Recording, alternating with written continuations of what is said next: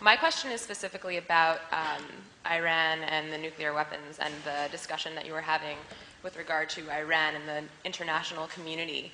I definitely understand the idea of a country obtaining a nuclear weapon or developing one themselves out of a form of protection or to be on the same, I guess, international status as other countries who are considered superpowers or on the same level as a superpower because they themselves have nuclear weapons.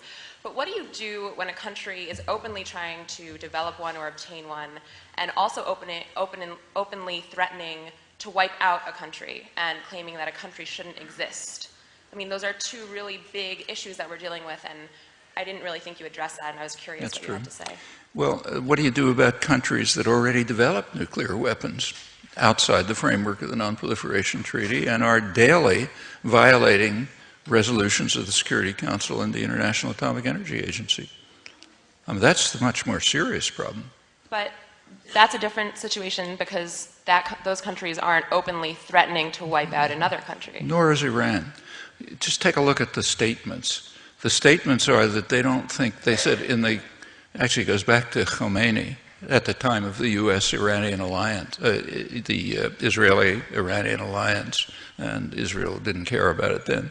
And it keeps being repeated. The statement is that, you know, in the course of time, Israel should no longer exist. Well, actually, I happen to agree with that too. In fact, so do a lot of people in Israel, the ones who think there should be a single democratic state. That's not calling for wiping anyone out.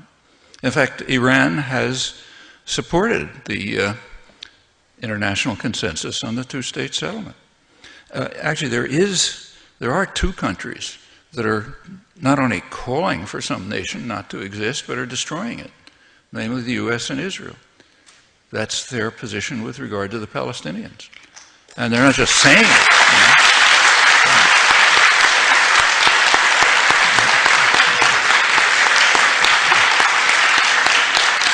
I stress, they're not just saying it, they're doing it day by day.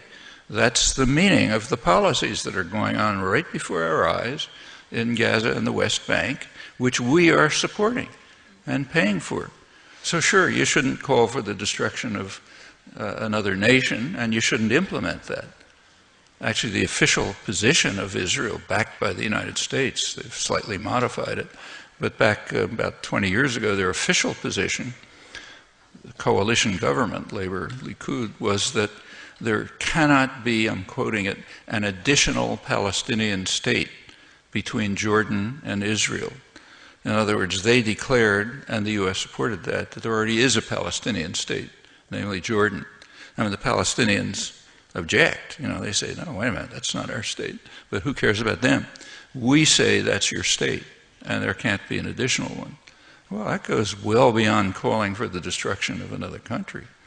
I mean, it's analogous to saying that if somebody came along, suppose Ahmadinejad said, Jews don't need Israel because they already have New York.